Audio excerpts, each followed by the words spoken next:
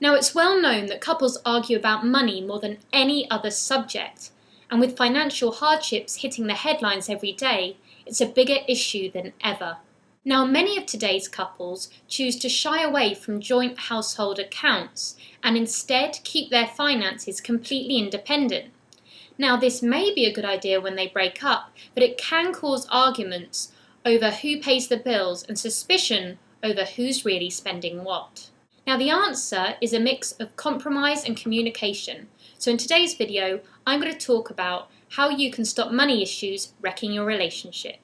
Now, finance is a difficult and extremely personal topic, but you must discuss it if you're not going to let it come between you.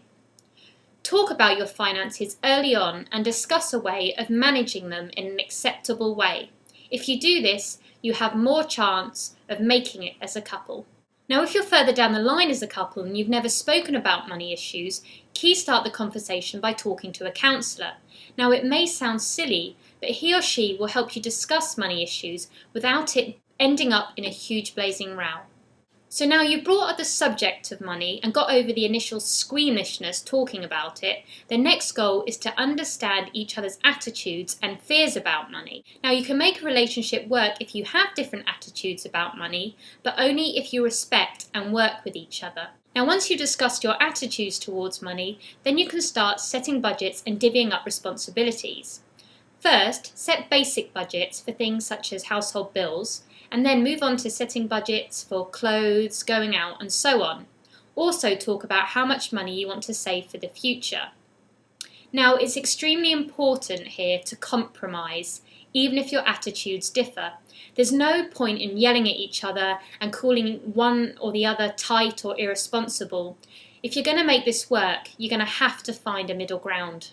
Surveys have shown that more than half of couples in long-lasting relationships in the UK and the US have a mix of separate accounts and joint accounts, and this makes perfect sense. Now, if you live together, why not set up a joint account for shared household expenses, such as bills and food, and then you can each pay a specific amount into the account each month, perhaps by standing order.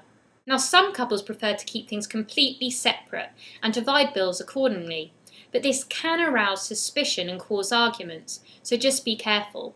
However, it is important to maintain some financial autonomy, so outside of your joint household account, you can keep things separate.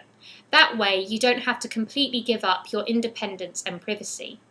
Now, unfortunately, we don't all earn the same amount of money, and the most important thing is not to let your income imbalance come between you.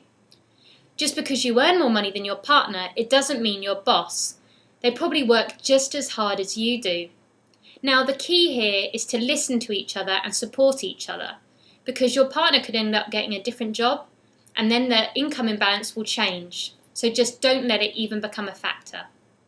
Now, if you've gone through all this advice and you still find yourself rowing about money constantly, it may just be that the two of you are incompatible and you may be better off apart. Well, I hope these tips have helped you when it comes to money in your relationship. For more, make sure you check out Sky Dating.